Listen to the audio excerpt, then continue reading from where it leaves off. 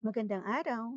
Ngayong umaga, susubukan natin o ituturo ko sa inyo kung paano gumawa ng color wheel o name wheel para sa best na presentation nyo sa mga activity sa mga bata. Best interactive to. Ah, gagamitin lang po natin ay ang PowerPoint, kaya hindi tayo mahihirapan. So, umpisa na natin.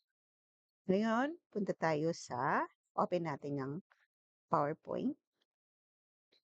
Ayan. Wait lang natin, blank presentation. Para walang hassle, tanggalin natin 'to, i-click natin.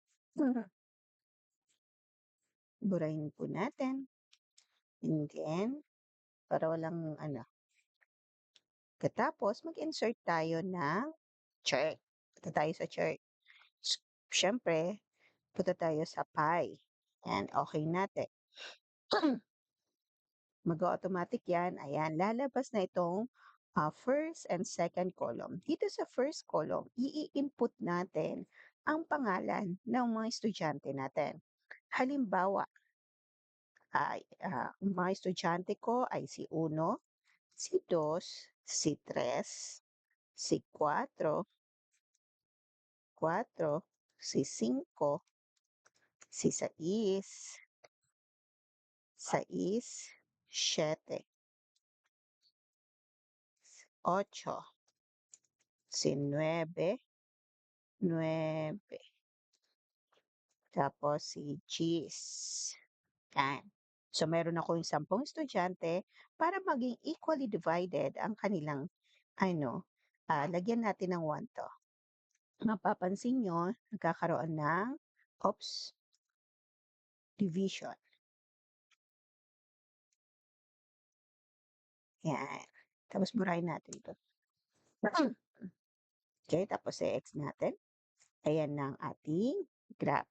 So, paano natin maipupunta yung mga pangalan ng estudyante natin sa loob ng graph para mas maganda? Okay, so ang gagawin natin, i-click natin ang graph, tapos tayo sa format data level. Tapos tatanggalin natin 'tong percentage. Pili pala tayo dito sa dito. Yan. So ang napili ko ito, tapos i-right click, tapos format data level. Tapos category name, show letter lines, tapos punta sa scroll down, punta sa inside end.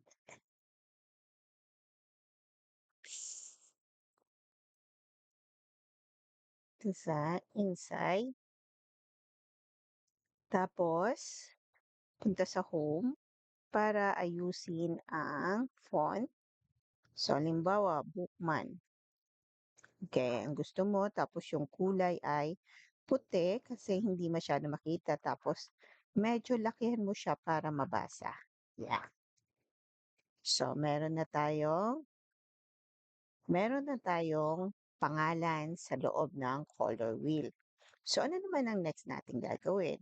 Right click, tapos, okay, right click, tapos cut, and then magpe-paste yan. Okay. Tapos, punta dito, and then, picture. Yan. So, picture na siya ngayon. So, ang gagawin natin, punta tayo sa animation. Punta tayo sa animation, hanapin natin ang spin. Yan, umiikot ng ating color wheel. Tapos mag-i-insert tayo ng shape, triangle. Yan, para sa kung sinong tatapatan nitong ng point na to ay siyang napili, maswerteng napili. Yan. So medyo ano natin, laki natin. Yan. Pero siguro, dito na lang natin siya sa ilagay sa gilid. Yan, si 9. Okay. So, tapos, mag-insert ulit tayo ng isa pang shape, ang circle. Yan. I-ano natin siya dito. Ah, Tapos, isulat natin, i-type natin, spin, stop. Yan. Medyo lakyan natin ng font para malinaw at kitang-kita sa likuran ng lahat ng estudyante. Medyo laki natin ng circle. Tapos, i-center natin. Yan. Okay, ready na ang ating spin the wheel. Pero, paano nga natin mapapaikot ito? Okay. So, ang gagawin natin, so, right-click natin, tapos pumunta tayo sa animation. Yan. Dito tayo sa animation, ping. Ayan, lalabas ang picture 6. So, ngayon, click na ulit natin dito, tapos punta tayo dito sa effect option. Tapos, punta tayo sa on click, 2 seconds, repeat until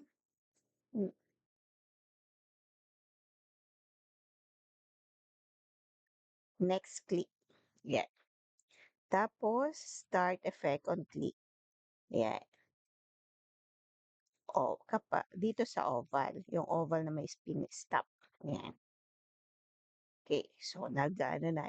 Pero paano naman natin siya papapahinto? Kasi kapag tuloy-tuloy lang siya. Ang gagawin natin, add animation. Okay, appear, click appear, and then, tayo dito, pause effect option, then, timing. Tapos, dito na tayo sa start effect, then, oval. Okay. So, tingnan natin ang wheel natin kung carry na. So, let's try kung perfect na ba.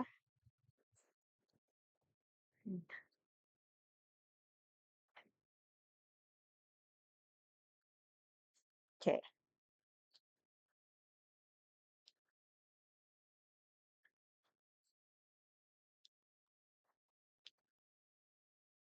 Hindi ko siya. So, punta tayo sa slideshow. Tapos, from the current slide or from the beginning kasi isa pa lang naman ang slide natin. Okay, tapos let's try kung perfect na. Ayan.